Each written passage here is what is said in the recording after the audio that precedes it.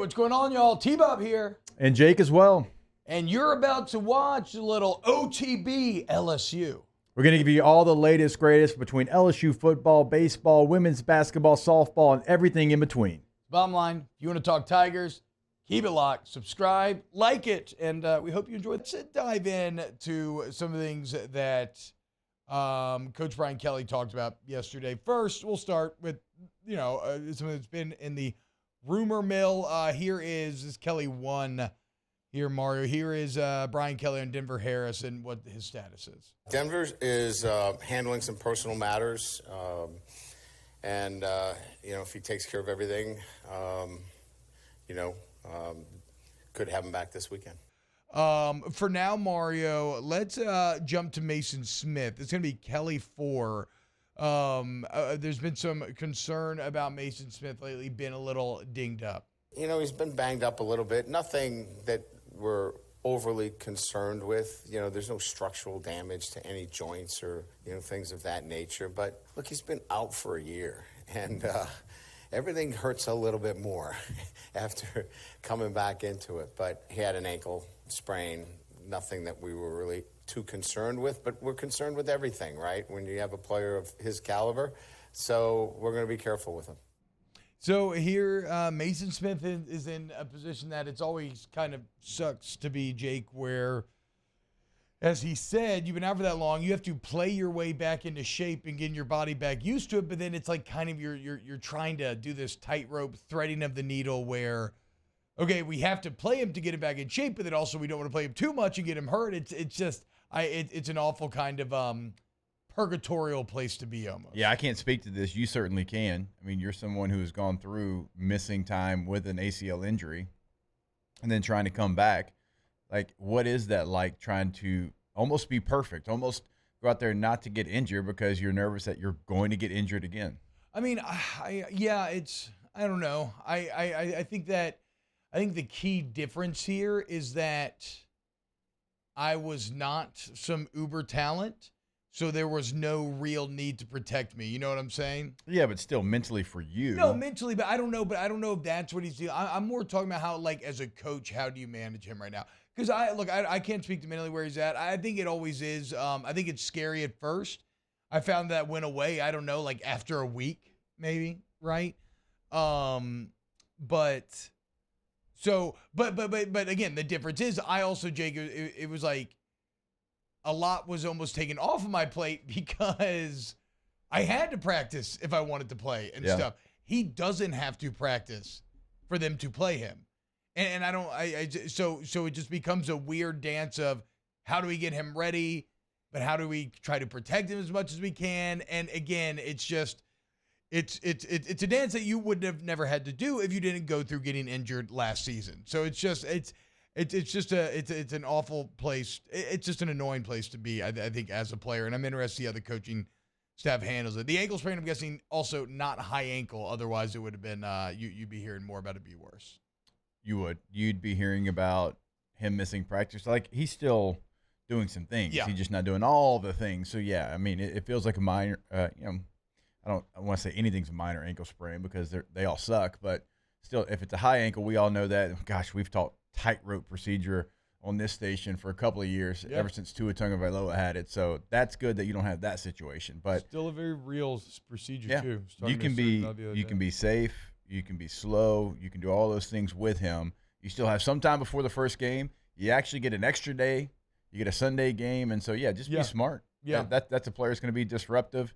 He's ready to play. Like, he's been out in camp for double-digit days. So just be smart what you do with him, which seems like they are. Let's go Kelly 3. It's talking about Omar Speights and how he complements Harold Perkins. It allows us to move him around, expand, let him get out and leave Harold in a consistent location. Because, look, at the end of the day, if I'm on offense, I want to get Harold out of the action and force him to cover down as much as possible. And Omar gives us that flexibility in answering your question, how it helps Harold, stay in a consistent location, and we can do a lot of things with him.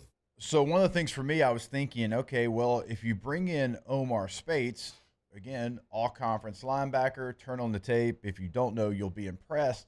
okay, you bring him in. Well, he's the guy. Well, he'll solidify the middle, and then Harold Perkins can get creative, and he can be the one that spreads out, does different things, and they still can do some of that. But I love that answer from BK. If you have Harold right in the middle of it, Omar's the guy that kind of moves around.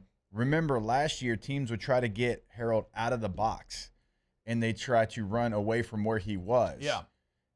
If you keep him right there in the middle consistently, he can still do all the things that we talk about, rushing in the A-gaps, mug linebackers. He can walk himself to the edge, and you can do some different things. And then Omar's going to be the guy who actually, Omar Speights is the guy that kind of moves around, and he has the ability to be able to do that. Yeah, and put him in space. Again, like you couldn't do that with the linebackers that were on this roster before Omar Speights got here. That's why you go and grab him. So I honestly was thinking the complete opposite. That makes sense. But it does make a lot of sense to, hey, we know Harold Perkins is going to be right in the middle of our defense, and he is not moving. You are not going to space him out by your game plan. Omar Speights is talented enough to go space out, cover a tight end, cover a back, do whatever he's got to do. And then we've got a consistent number 4 who's going to be right there. And then he can still be the guy that we want him to be, because you can still be creative. And, you know, we're talking about having Major Burns, who's a really good box player. You can walk him down and get creative with what you do with Perk as well. So I love that answer. It is something that I was thinking it was going to be the opposite, but it makes a lot of sense to have Perk right there. You know where he's going to be, and it brings real stability to him being in the middle of defense, because you can't, by formation, get him out of there. Yeah, and this is the Perk answer, as well as some later ones about who's developing on the edge, kind of got me thinking about something that Emil actually just brought up in the chat, and that who else just agreed with him? Maybe Fonzarelli, but basically saying that I'm starting to become a bit concerned about this LSU secondary maybe going against Florida State, and that gets me thinking about the importance of pass rush and just how much Harold Perkins and Mason Smith and is it Brady Swinson, is it Paris Shand, Ovia Gofi, like whoever's going to be rushing the passer on third down, how much you can help battle against Jordan Travis and those very good receivers. But we'll preview that matchup in a little bit. Give me Kelly 5. This is about the advantages that multiple tight ends will give you. It allows you to do some things that give you favorable matchups. You know, when you put more than one tight end on the field, it has a tendency to shorten a defensive coordinator's play calls because they become limited in terms of situational substitution. Multiple tight ends give you a lot of opportunities to get matchups. And so we like that. It allows us to play physical as well. So talking about kind of manipulating, again, like what Jake was just getting at, but offensively with multiple tight ends. But the other reason I bring that up is because Kamorian Pimpton continues to have some camp buzz going on, right? And we know Mason Taylor's going to be good and build off what he did last year. But Kelly and Denbrock already in year one, not afraid to throw a tight end in the deep end. And at 6'6", Pimpton would be maybe especially well-suited to being able to make some plays out there. Apparently, he's had a lot of success in the red zone this fall. So look out potentially for Pimpton. He was one of, so Rabelais did his first half of camp article, gave out his 3 stars. 1 of 3 stars was actually Kamorian Pimpton. What about? I mean, could not be more different than it was a year ago at camp. Yeah, true. You and I went to practice, and Mike Denbrock had 2 guys over there. Yeah. He had Taylor and he had Mashburn, and that was the 2 guys that he had over there because it was before the walk-ons got there. I think Taylor was out that day, and I'm like, man, he's got 2 tight ends. That's the offensive coordinator for your football team. He's got 2 guys in his individual position group right now. So it had to be overhauled, and then you overhaul, and you're wondering, can the freshmen step up and play? So it is good to hear that one of the – because you're going to need one of them. Yeah. It's good to hear that one of them is stepping up and playing. I mean, last couple of years, you're trying to move Jack Bash and other people to tight end just because you didn't have the numbers. There was one interesting development. Now, it's not really worth playing the entire bite, so I'm not going to, Jake. But I didn't really remember this guy that much. Do you remember the 2023 class out of Georgia, DJ Chester? Yeah. Tackle. Yeah, O-lineman, 6'6", 320. Well, apparently, he has done so well, he's now the second-team center. DJ Chester, they moved Marlon Martinez to guard. And Marlon's done well. Like, I've heard good things about Marlon. But Chester, which sounds crazy to be 6'6" and playing center, but as a true freshman, 6'6", whatever. He's impressed his team enough where he is now the second team center.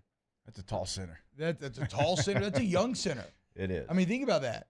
Making the calls when you're 18 years old, trying to make sure that group that has upperclassmen on it are all on the same page. Like, that's a guy that has a lot of potential right there. So I don't see how much I don't know how much we see Chester this year, but like long-term tracking, just store this one away because that seems like that speaks to a guy that could be very, very good down the road. Man, it's a unit that is really set up for success. You got two true sophomore tackles that they'll be back for another season. I mean, you've got Hurd, who feels like he, could play if he had to play as a freshman coming in, and you start talking about somebody that can play center. I mean, you basically feel like you have your offensive line next season as well. Yeah. Yes. Yeah. And again, if Chester's already pushing, like he could end up being one of those elite guys, maybe potentially. Here's Kelly 11. I think this is the one that I'm looking for on special teams. We'll see. Special teams, I think, is making really good progress. We saw our kicking game yesterday. I was pleased with that. Ramos and Dibert will both be active in the kicking game. Jay obviously is doing a great job with punting.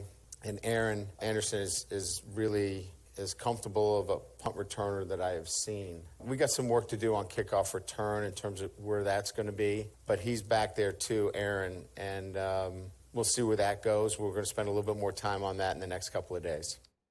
Aaron Anderson's very exciting. Sage Ryan called him maybe the hardest guy to cover on the team. Here's the answer I was looking for. Hold on, can I speak on that real quick?